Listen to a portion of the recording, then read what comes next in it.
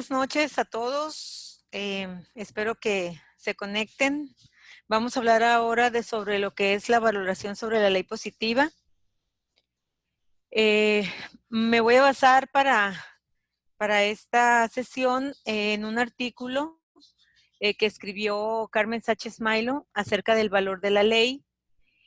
Nos dice que actualmente la ley se encuentra desprestigiada y minusvalorada, sometida a intereses ideológicos y partidistas. Una mirada a los clásicos nos recuerda que no siempre fue así. Antiguamente, la ley gozaba de un valor y un prestigio, hoy desconocidos. La propuesta es recuperar la pregunta acerca del verdadero bien humano. El valor y significado de la ley hoy. Esta es la pregunta esencial que quisiera plantear, pues considero que una gran mayoría de personas, incluidos los juristas, se mostrarían de acuerdo con el planteamiento inicial del discípulo de Sócrates. Por mi parte, procuraré, siguiendo siempre los clásicos, meditar con cierto detenimiento sobre un tema tan crucial para el ámbito jurídico. ¿Qué entendemos por ley?, pregunta Sócrates. Su discípulo en el diálogo titulado Minos. Pocas líneas más adelante, el discípulo, sin meditarlo mucho, responde, pues, ¿qué otra cosa ha de ser la ley, Sócrates, sino lo que como tal se responde? Con esta respuesta, el discípulo no hace sino ponderar lo que siglos más tarde, autores como Bobbio y Kelsen y otros tantos habrán de responder acerca de lo que consideran que es la ley. Bien es verdad que Sócrates, a fuerza de preguntas que invitan al discípulo a recapacitar, le encamina a reconocer que no sería razonable que una decisión perjudicial sea ley, sino que la ley aspira a ser un hallazgo de lo real, es decir, un verdadero y beneficioso modo de regular una cuestión determinante. La devaluación de la ley en la actualidad, la ley ha perdido valor, el prestigio que tuviera en otros momentos de nuestra historia. Vivimos una época de una profusión legislativa que no conoce precedentes. La sociedad ha alcanzado un nivel de complejidad creciente, un régimen autonómico, internacionalización, etcétera.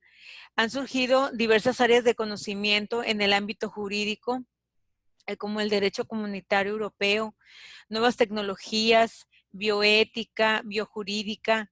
Tiene por objeto esta bioética, la biojurídica, tiene por objeto el fundamento y la pertinencia de las normas jurídicas positivas para adecuarlas a los valores de la bioética. Estudia el contenido moral y ético de las leyes.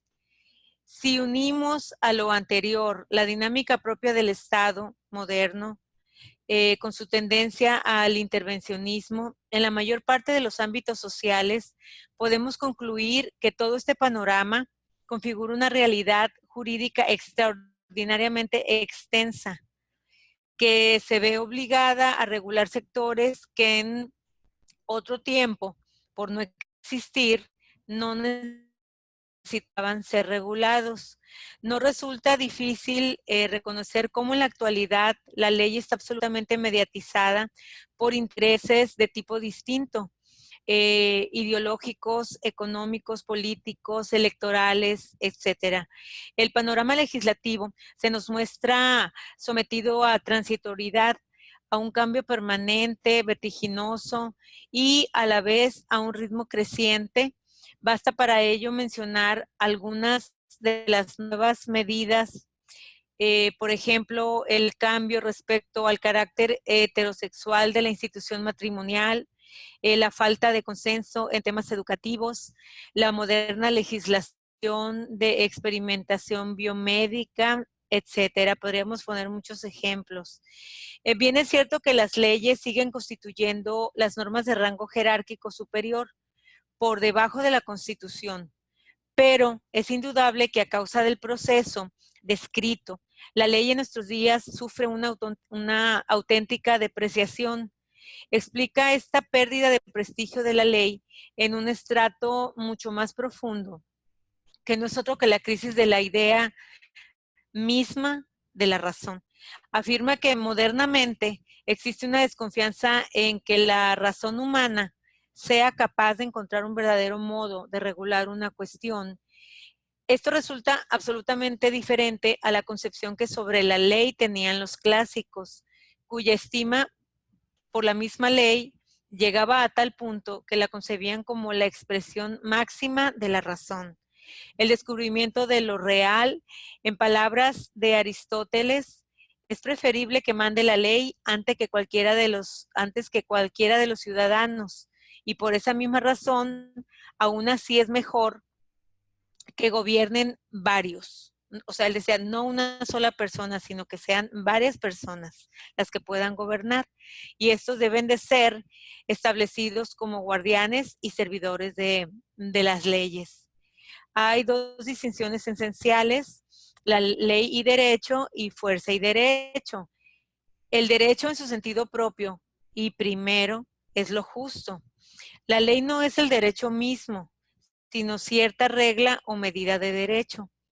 Cuando esta regla se pone por escrito, se llama ley, y a ella se ajusta la conducta del hombre para que su acción resulte justa. Sin embargo, esta distinción entre derecho y ley no siempre ha sido claramente percibida, en especial a partir de la modernidad. Tal distinción ha desaparecido, identificándose derecho y ley. Modernamente, la palabra ley tiene en el lenguaje jurídico diversos significados. Se usa en una acepción muy amplia como equivalente a derecho objetivo. Otra acepción más restringida podría ser entendida como toda norma de carácter general impuesta por los poderes públicos. En un sentido limitado y técnico, por la ley se entiende la norma establecida por asambleas o parlamentos a los que la Constitución atribuye el poder legislativo en cuanto representan a los ciudadanos. En este sentido, es necesario reconocer que definir el derecho como conjunto de leyes es pura fórmula vacía. Resulta aún más llamativo que se defina al derecho como ley y que se afirme al mismo tiempo que una de las fuentes del derecho, porque es precisamente una de esas fuentes, es la misma ley.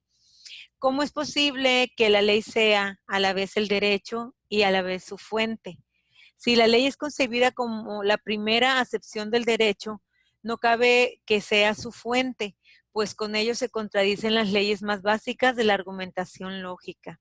Además, para una gran parte del pensamiento jurídico moderno, el derecho no es lo justo y ni siquiera tiene por qué estar conectado con la justicia. Una de las consecuencias que surgen de tal desconexión es el hecho de tratar como ideas idénticas los conceptos de derecho, pena y coacción. El primero que hizo una identificación absoluta entre derecho y coacción fue Kant, quien a su vez fue seguido por autores contemporáneos como Kelsen o Bobbio. En este orden de cosas, para proceder a este tipo de regulación de la conducta humana, el derecho asocia un comportamiento indeseado a una sanción. De este modo logra obligar por temor a la conducta contraria. El derecho se muestra pues como una sofisticada técnica de control social. El modelo paradigmático de esta posición es sin duda el jurista vienés Kelsen. Para la mentalidad kelsiana, la regulación de la conducta que procede del ámbito jurídico se distingue de otros sistemas normativos, moral o usos sociales, por ejemplo, por venir acompañado de fuerza. Sin embargo, los otros órdenes normativos a los que nos hemos referido se cumplen por la costumbre o por la sanción religiosa que la impone. Obliga exclusivamente por el uso de la fuerza, es decir, por el miedo al castigo. De este modo, el derecho para el conocido jurista vienés no es sino una disciplina del uso de la fuerza, cuyo monopolio pertenece al Estado. Frente a la posesión kelsiana, la doctrina de Kelsen, que él llamó la teoría pura del derecho, tuvo continuidad en la Escuela de Viena. e influyó en la orientación jurídica de muchos países europeos. Encontramos el testimonio de toda la tradición clásica, reconocido por supuesto en voces contemporáneas, quienes en pro de la razón natural y de la prudencia identifican el derecho con la realización de lo justo, de lo debido o lo que se debe de hacer en justicia, y conceden un papel secundario a la fuerza en el mundo jurídico, o sea, no a la coacción. En este sentido, sí se concibe que la idea básica del derecho es lo justo. No cabe admitir la tesis kantiana y kelsiana a este respecto, pues situar al derecho bajo el imperio de la fuerza y por tanto de lo coactivo supone olvidar la idea esencial que nos ha legado la tradición, que el derecho dentro de una vida política es el medio privilegiado de la libertad del hombre, de su condición de actor y en definitiva de persona, y no el simple resultado de la coacción o del temor a la sanción, pues el derecho sobre todo es una conquista de lo humano. Volvamos la mirada a la tradición clásica, comenzando por los poetas y pensadores griegos. Vemos en ellos cómo buscaban incesantemente cuál era el lugar del hombre con la totalidad de la civilización humana. De este modo, al pretender descubrir, según la concepción griega, el fundamento último de la elevada posición del hombre, concluyeron que la justicia y la ley constituían el centro de la cultura humana y la clave para explicar el lugar del hombre en el cosmos. En los poemas homéricos, que son sin duda los documentos más antiguos de la civilización griega, aparecen abundantes referencias a la administración de justicia, que entonces estaba todavía en manos de los reyes. En la concepción homérica, la sociedad humana se funda en la ley y en la justicia. Esta idea informa toda su obra épica. Ejemplo de lo dicho es el conocido fragmento de la obra La Ilíada, cuando Ulises, al desembarcar en un país desconocido, la primera pregunta que se hace, no sin cierta ansiedad, es: ¿quiénes morarán en esta tierra? ¿Serán malhechores y salvajes sin justicia o gente que honra al forastero y a los dioses? Se aprecia en todo el pensamiento homérico que la justicia constituía la línea de demarcación entre la barbarie y la civilización. Si la justicia imperaba, permanecían en una confianza última en que el hombre pisaba tierra, gozaban de seguridad, de protección, tanto en su persona como en sus bienes.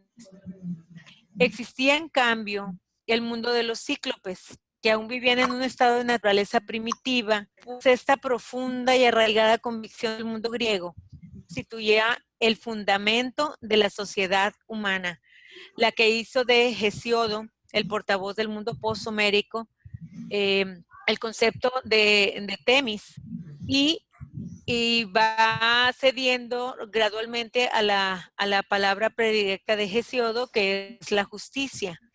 Al mismo tiempo, el procedimiento de administrar justicia se fue racionalizando. La costumbre de las ciudades fue codificándose por sabios legisladores designados por el mismo pueblo. De ahí vino que el nomos sirviera para designar la forma escrita que a la costumbre se diera, surgiendo de esta manera el nuevo concepto de ley. Al canon de las virtudes clásicas de aquellos siglos se le añadió una virtud nueva, la dikaiosne, que designaba la cualidad moral de un hombre que era justo. Los griegos definieron esta palabra como obediencia a la ley. Dicha virtud fue convirtiéndose en la pauta suprema de la perfección. En Heráclito se observa cómo la ley constituía la expresión más alta del imperio de la razón en la vida humana. Por ello recomendaba que el pueblo luchara por su ley como por sus murallas, o sea, de la misma manera que defendía sus ciudades. La ley para ellos era la muralla espiritual que protegía la vida de la comunidad, hasta tal punto que hacían depender la salvación de la ciudad de que las leyes se mantuvieran ilesas. El trasfondo histórico de todo este pensamiento sobre la ley y la justicia en los comienzos de la literatura griega posibilitó el advenimiento del Estado. La polis, que adquirió su forma característica en los siglos VII y VIII y que obtuvo su culminación con la democracia ateniense del siglo X, cierto es que todo ello fue posible porque tanto el pueblo como la antigua clase dominante reconocieron en la invocación del derecho y de la justicia y en el establecimiento de un orden legal inconmovible, la única esperanza de sobrevivir. La ley parecía constituirse como el único puerto verdaderamente inequívoco en el que podían echar anclas seguras en la tormenta que a los demás amenazaban. Qué diferente a la modernidad resulta también la reflexión platónica en el Critón o del deber, cuando por boca de Sócrates afirma, no es el vivir lo que ha de ser estimado en el más alto grado, sino el vivir bien, el vivir honestamente y el vivir justamente. Son una misma cosa. En este mismo sentido, continúa explicando Sócrates a su interlocutor Critón, a través de una personificación de las leyes atenienses, la grandeza, la dignidad y la obediencia que a ellas se les debe. También el conocido orador y escritor romano Cicerón es un paradigma de la alta consideración en que tenía la ley. Y es precisamente él quien tradujo la palabra griega nomos a la latina lex, vertiendo la idea griega de nomos significativa de un orden justo, y a la palabra lex, que originalmente eh, tenía un significado técnico, no filosófico. La mentalidad cisoriánica anticipa ya una respuesta al moderno voluntarismo en la ley. El insigne orador romano expresó con claridad que si los derechos se fundaran en la voluntad de los pueblos y dependieran exclusivamente de los votos de la masa popular, serían jurídicos aspectos como el robo o la falsificación. Defensor de que las leyes se inventaron para la salvación de los pueblos, seguridad de las ciudades y pacífico bienestar de esas leyes.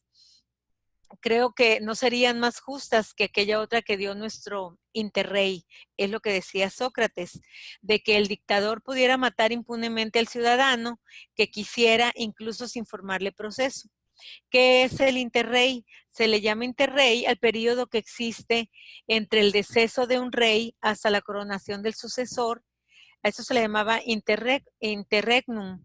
Y ya que la monarquía romana no era hereditaria, entonces en ese tiempo tenían que esperar entre la muerte de un rey y el sucesor. A eso se le llamaba el interrex, una magistratura romana. La vida humana también se conocía también que en ciertos momentos se habían dado órdenes perversas e injustas que a su juicio no eran leyes, sino otra cosa muy diferente. Para Cicerón, el sentido de la palabra ley llevaba implícito el concepto de saber seleccionar lo verdadero y lo justo. En ese sentido afirmaba que había muchas disposiciones populares que no merecían el nombre de ley. Al igual, no pueden llamarse recetas médicas de verdad a las que matan en vez de curar. Ese era su pensamiento filosófico. Así tampoco es ley para una comunidad, una cualquiera, o sea como sea, incluso cuando perjudica de algún modo al pueblo que la padece. Todo lo que fuera injusto para él no era ley.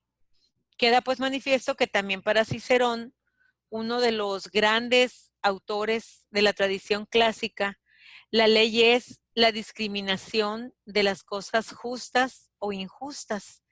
No menos sugerente resulta la descripción que sobre la cualidad de la ley hiciera San Isidro de Sevilla en las etimologías cuando dice, debe ser una ley honesta, justa, conforme a la naturaleza, de acuerdo a las costumbres patrias, conveniente, necesaria y útil, según los tiempos y lugares, y bien clara para que no vaya a tener algo capcioso por su oscuridad, escrita para el no para el provecho, no para el provecho de algún particular, sino para el bien común. Santo Tomás de Aquino, en su Tratado de la Ley, recoge de un modo inigualable todos los problemas que hasta su momento se habían planteado en torno a la ley, pero también anticipa muchas de las cuestiones debatidas que sobre esta surgieron siglos después y que aún continúan presentes en la doctrina. Muestra de ello es el modo en que comienza ya en las primeras líneas de este tratado, desvinculando la ley de la pura voluntad humana cuando afirma rotundamente que la ley pertenece a la razón, que es un acto de esta y que es propio de la razón mandar. Continúa el Aquinarte con un tema que ya recogió Aristóteles en su Ética, la necesidad de que la ley se dirija a la felicidad común. En la mentalidad tomista hay una intrínseca relación entre la ley y el bien común, siendo este el último de las sociedades humanas. Los preceptos no tendrían razón de ley si no se ordenaran. En este orden, Santo Tomás sigue fielmente a Aristóteles al afirmar que la voluntad de cualquier legislador es hacer buenos a los hombres. No les cabía ninguna duda a nuestros dos grandes filósofos de que era ese principalmente, y no otro, el ideal al que se ordenaba la ley, que lo propio de la ley era inducir a sus súbditos a la virtud. En ese sentido, la intención del legislador debiera tener como ideal el verdadero bien, que era el bien común. Además, para que la ley adquiera el carácter obligatorio que le es propio, es necesario que los hombres se regulen por ella. Y esto únicamente se puede producir cuando a través de la regulación se facilita el conocimiento de la misma por parte de los hombres. Por esta razón, la promulgación de la ley es necesaria para que la misma adquiera eficacia. De las 4 conclusiones establecidas, puede colegirse la definición tomista de ley, que no es otra que la siguiente. La ley es una ordenación de razón dirigida al bien común, promulgada por aquel que tiene a su cuidado la comunidad. Esta definición recoge, por tanto, a juicio del Aquinate, los aspectos que inexcusablemente toda ley justa debiera tener. Ser criterio racional, buscar el bien común, haber sido promulgada por el gobernante de la comunidad. Podría recoger innumerables pasajes de la tradición grecolatina en el mismo sentido al que me he venido refiriendo para dar a conocer lo que a mi juicio constituye una certera reflexión en torno a la ley. Considero, sin embargo, a la vista de los fragmentos que de uno y otro autor he recordado, que es posible concluir que para los antiguos la ley marcaba la diferencia entre un gobierno justo, regido por la ley, y la ley era la que recogía y consagraba las ideas esenciales que el pueblo tenía sobre lo justo. Proporcionaba certeza a los ciudadanos y constituía el más sólido valladar contra la arbitrariedad. En la actualidad encontramos algo muy diferente. Apenas existe nada real u objetivo que reconocer. Ni en el mundo ni en la naturaleza humana, y si existiera, nuestra razón sería incapaz de captarlo. Nos cuestionamos poco el lugar del hombre en el cosmos, universo ordenado para los griegos. La preocupación moderna ya no es la vida buena, virtuosa y feliz de los antiguos, sino vivir lo mejor posible, principalmente en el ámbito económico. La ley no brota de la naturaleza humana y es reconocida por el hombre prudente, sino que parte de la voluntad del poderoso o de la mayoría, y es lo que se establece hoy, como ya predijera el discípulo de Sócrates. No importa que la ley dañe la honestidad de todo un pueblo, si con su aprobación se amplía el número de votos. Y qué decir del carácter pedagógico y educativo de la ley o de su conformidad con la naturaleza humana. lo hemos olvidado, lo hemos perdido, lo estamos acallando.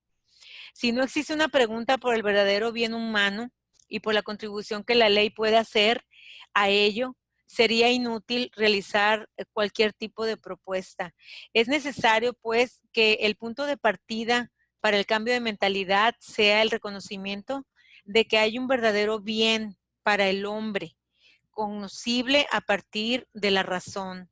En este sentido, la ley positiva sí es justa y por tanto deriva de la ley natural y sus inclinaciones básicas. Puede contribuir al crecimiento de lo humano buscando el fin último de las cosas. La propuesta de que humildemente me atrevo a sugerir a los juristas, en primer lugar, la de conocer al menos algunas de las innumerables aproximaciones que nuestros clásicos han aportado al ámbito jurídico. De este modo, desenterrarían su belleza, su profundidad y lo que es más, la verdad que sus textos encierran. En este orden de cosas, si la reflexión que sigue la lectura de los textos clásicos es la de que su propuesta es real y beneficiosa para el hombre, ¿por qué no puede ser dicha propuesta encarnada gracias a las diversas dedicaciones que el oficio de jurista presenta? Si se comienza reconociendo que el nexo existente es solo etimológico, sino que resulta imprescindible si queremos ser fieles a la realidad. Las palabras se expresan, se daría un paso gigante en la recuperación de la prudencia del jurista o legislador. Resulta esencial en este punto recordar la distinción entre derecho y norma, entendiendo el derecho como lo justo y la norma como la regla y medida de lo justo.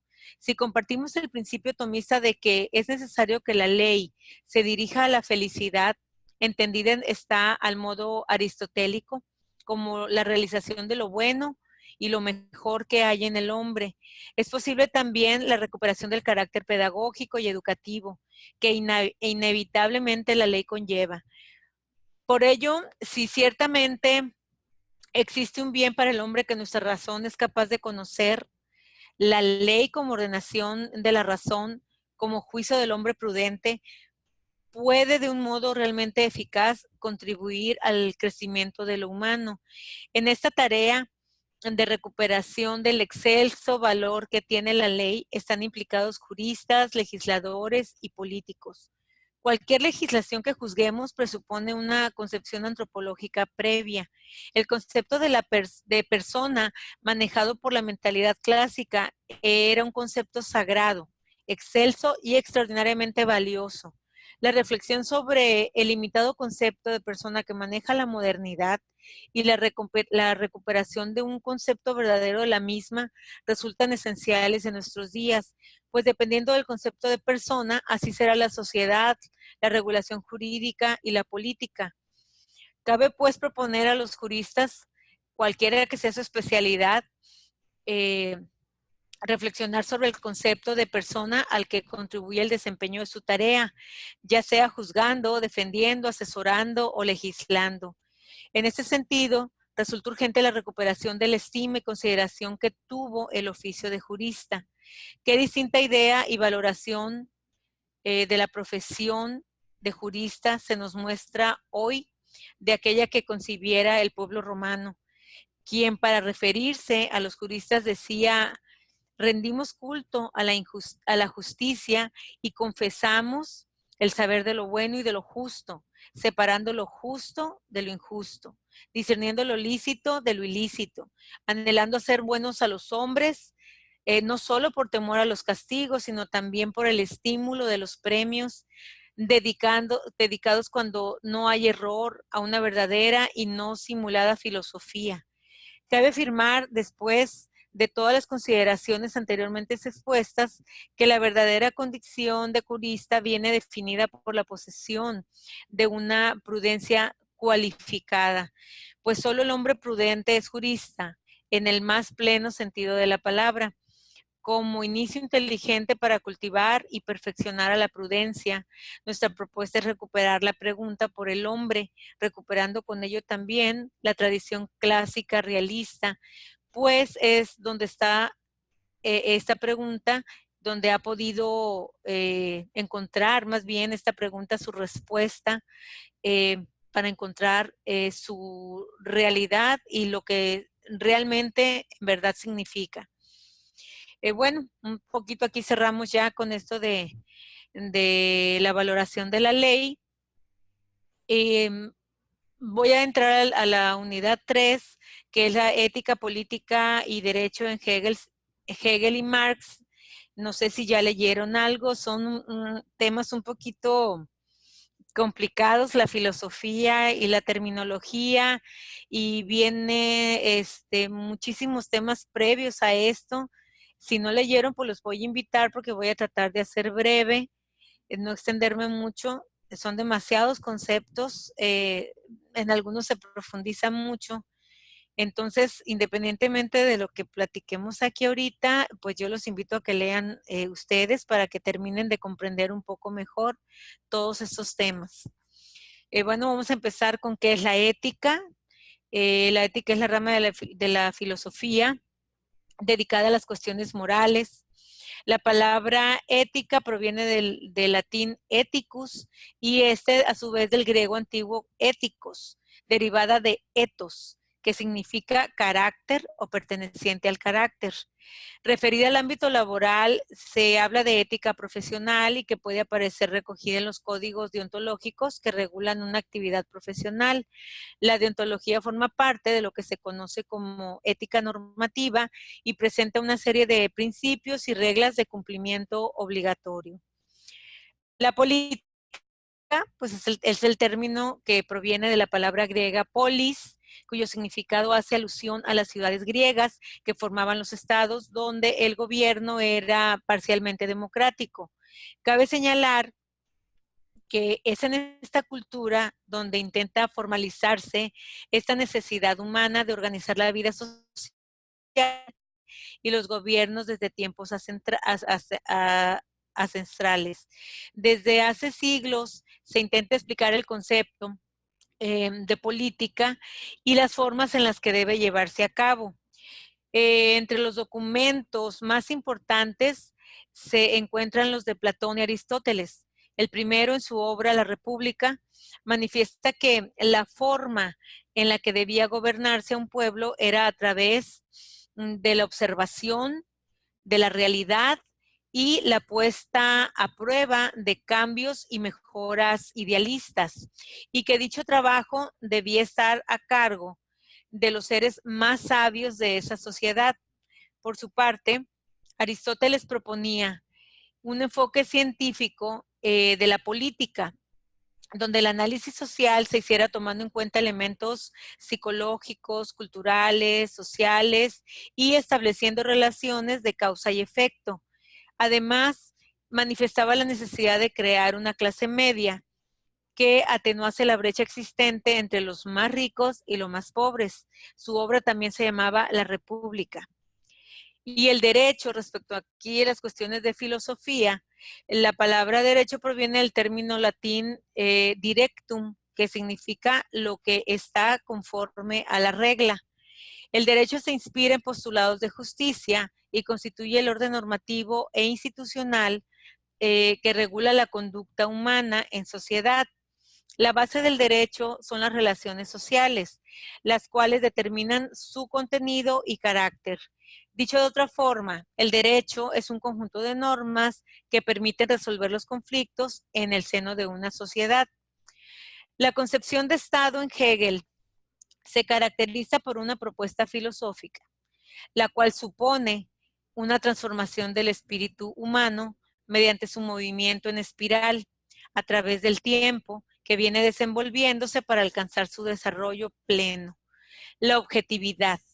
Bajo ese supuesto es que se construye su concepción del Estado como instancia organizadora, y dentro de ese marco se comprenden los principios que soportan dicho planteamiento. Hegel desarrolla su propuesta filosófica suscribiendo la tesis de que el pensamiento es algo universal, es decir, todos los seres humanos somos creadores de ideas y tenemos la capacidad de actuar en consecuencia, por lo que se opone al planteamiento de la relatividad cultural. del pensamiento. Esto es que cada grupo social, por sus determinantes espaciales y temporales, genera su propia visión del mundo y crea con ello su espiritualidad, por lo que la universalidad debe entenderse dentro de ese contexto. La teoría del estado de Hegel supone que al estadio superior del espíritu humano se alcanza con la conformación del estado.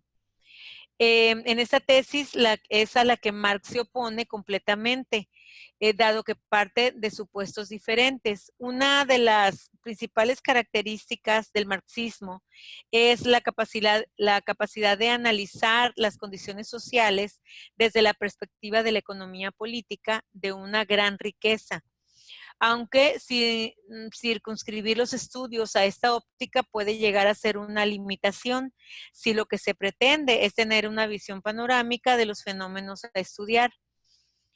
Habla del espíritu objetivo a través de los principios. En la Enciclopedia de las Ciencias Filosóficas de Hegel, el desarrollo del espíritu que está pegado a la historia de los pueblos y culturas, Grecia antigua, Imperio Romano, Antiguo Régimen, Revolución Francesa, Romanticismo, etcétera, es denominado espíritu objetivo, es decir, el mundo creado por la historia de los hombres.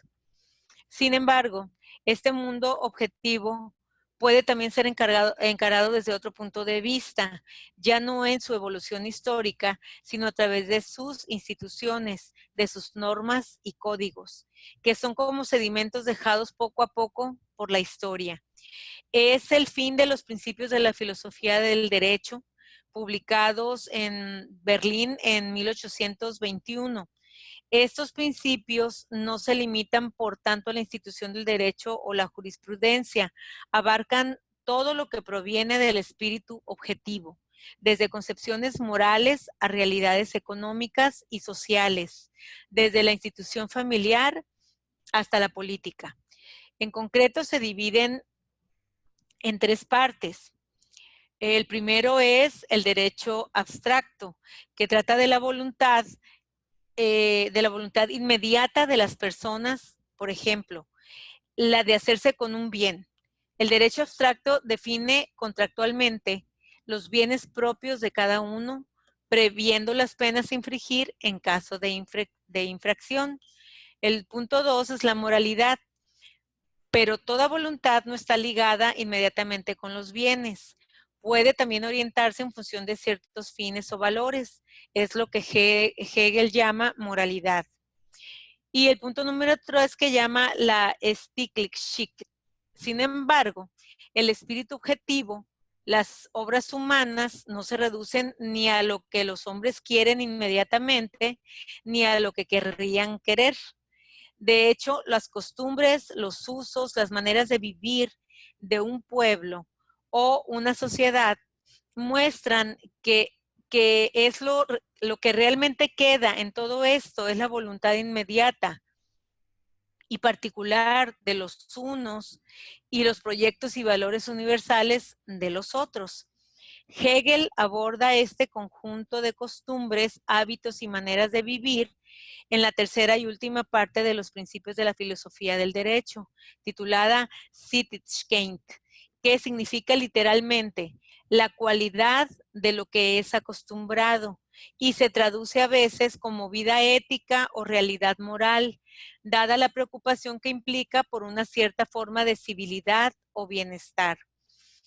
La familia dice que el primer momento de la Sittlichkeit es la familia, es el medio donde se realiza instintivamente una tarea ancestral, conjugar lo femenino y lo masculino, la maternidad, la paternidad y asegurar lo mejor posible la transición desde el mundo interior de la infancia hacia el mundo exterior de la edad adulta.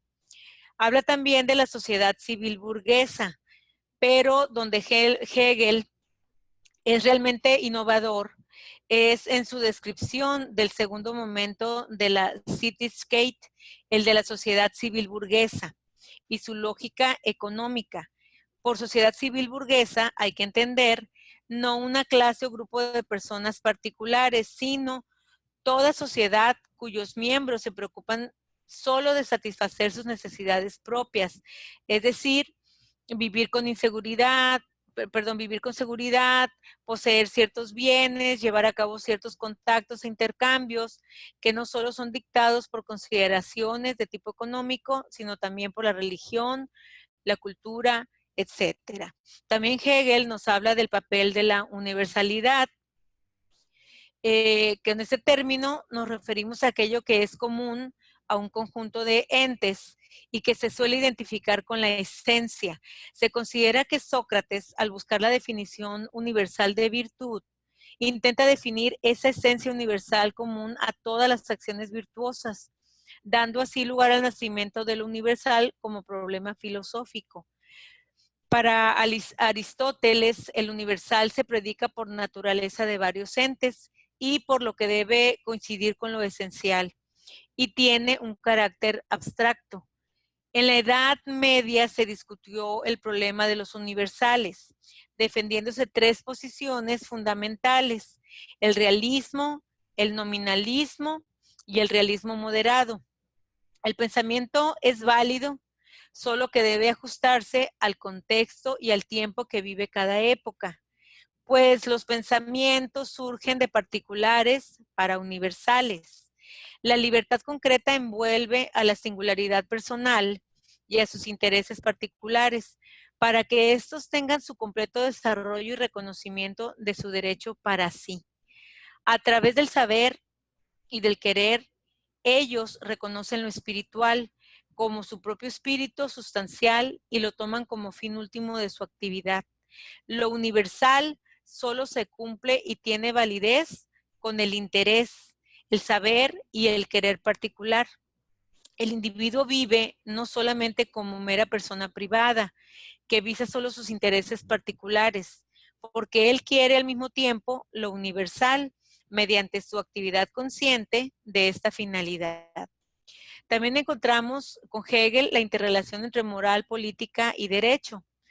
Sé que la moral, la política y derecho se entrelazan, pues sistemáticamente en el marco de un concepto de Estado democrático, de derecho, que comporta un procedimiento decisorio cuyos presupuestos comunicativos y el correspondiente reconocimiento de los mismos por parte de los interlocutores discursivos, o sea, los protagonistas e involucrados, otorgan el sustento necesario de validez, garantizando la legitimidad de los resultados obtenidos de las decisiones adoptadas. Puede decirse así que el concepto de Estado democrático de derecho se articula entonces en bases a las tesis según la cual en los procedimientos legislativos la moralidad emigrada al derecho positivo se hace efectiva mediante el mecanismo de hacer que los discursos sobre objetivos políticos queden sometidos a las restricciones impuestas por el principio de que los resultados de esos discursos puedan ser susceptibles de asentimiento general, es decir, a las restricciones impuestas por el punto de vista moral que hemos de respetar cuando se trata de fundamentar normas. Tal como se suscribe desde el principio en el planteamiento de Hegel, la relación entre política, derecho y moral se deriva de la manera como se concibe a la sociedad occidental. En ese marco, la idea es sostener una secuencia que parte de lo moral hacia la política y con ella el derecho. En el caso de Marx, se piensa en la misma relación, pero se trastoca el orden debido a que se concibe como un factor determinante de la explotación social de dicho ordenamiento. La propuesta de Marx, entonces, es revisar esa relación y reestructurarla de acuerdo a un replanteamiento de la noción de Estado. Otro punto es la crítica a la filosofía del Estado de Hegel. Marx hace esa crítica. Esta crítica surge básicamente como una inquietud de Marx por el desarrollo, por una parte de la filosofía idealista como corriente hegeliana y por otra como respuesta teórica al proyecto del Estado que Hegel elabora. Obviamente, con base en la forma más avanzada del derecho y del Estado, conocido para su época, que era la monarquía constitucional, lo cual en tiempos de Marx tomaba matices bastante difusos, se confundía. Así Marx discute con Hegel el sustento empírico de que carece su análisis de las formas del Estado. Dice que el Estado está compuesto por hombres reales y concretos, que en sus formas históricas de organizarse establecen parámetros de organización política, sujetos igualmente a condicionamientos históricos geográficos. Por tanto, el Estado surge de ellos como condición real empírica. Hegel, por su parte, supone el Estado como espíritu real infinito, cuya finitud, o sea, que tiene fin o término, solo puede hallarse en la familia y en la sociedad civil.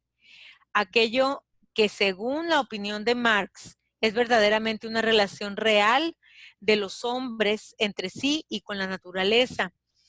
Aparece, pues, en Hegel como un simple fenómeno o como una simple manifestación accidental. Con esto, Marx critica el que Hegel haya partido en su sistema lógico de la idea del Estado como ser real, de aquí que su argumentación deba descansar en el predicado abstracto. Contrariamente, de si hubiese partido del Estado como fin general, es decir, como interés sustancial del sujeto real, que tendría como predicado lógico la realización material de su existencia. Esa existencia del Estado como realidad separada de la vida social es el problema fundamental que encuentra Marx en los planteamientos de la filosofía del derecho. Hegel ve en la soberanía, en la persona del rey, la verdadera esencia del Estado. En Marx, por el contrario, la atención se centra en la verdad del pueblo como realidad concreta.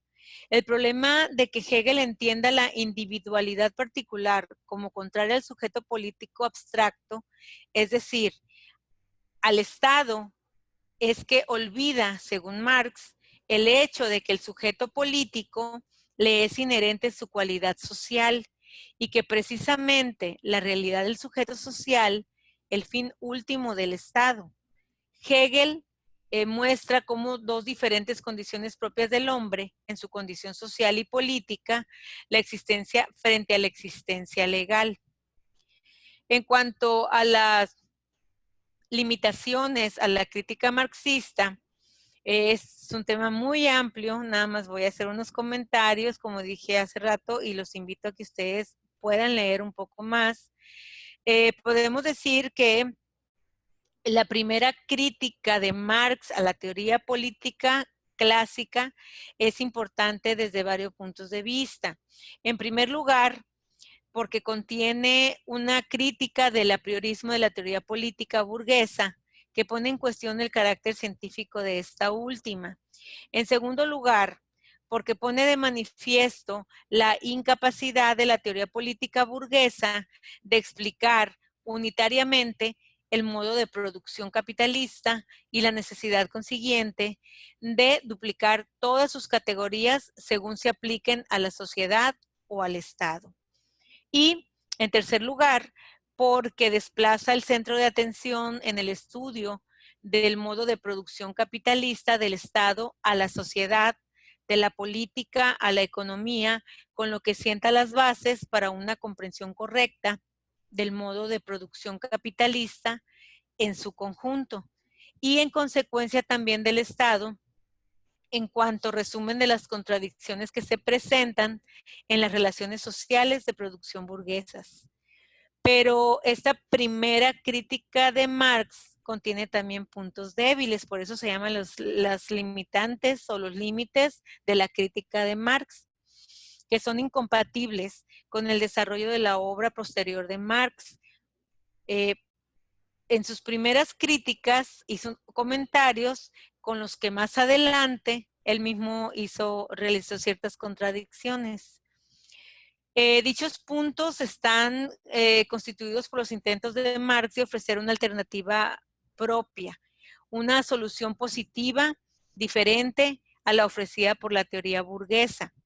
Si el Estado ha de ser comprendido como resumen de las contradicciones de la sociedad burguesa, el conocimiento de dichas contradicciones ha de ser previo a su resumen.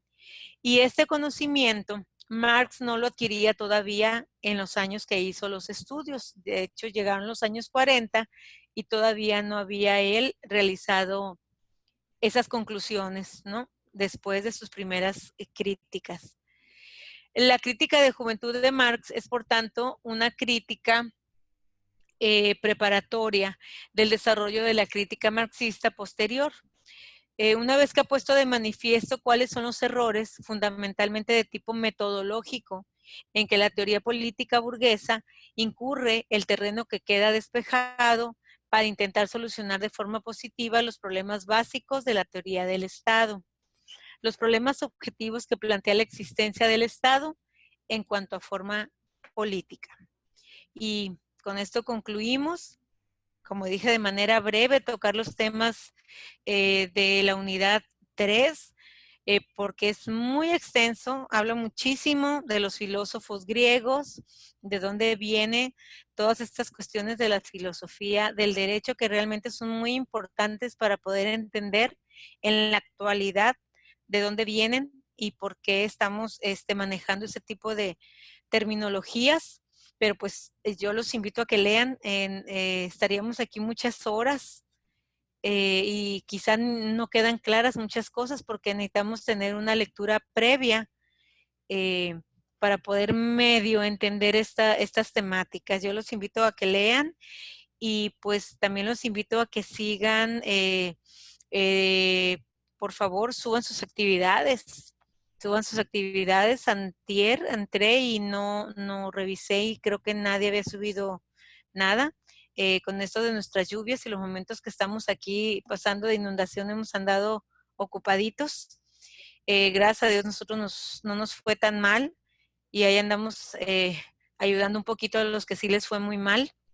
Entonces, los invito a que por favor organicen sus tiempos y empiecen ya a subir las actividades. Ya son, ¿qué? 2 o 3 semanas que iniciamos con esta materia y no me han subido actividades. Y ya saben que estoy a sus órdenes para cualquier pregunta, duda, se quieran comunicar conmigo. Ya saben los medios, la misma plataforma,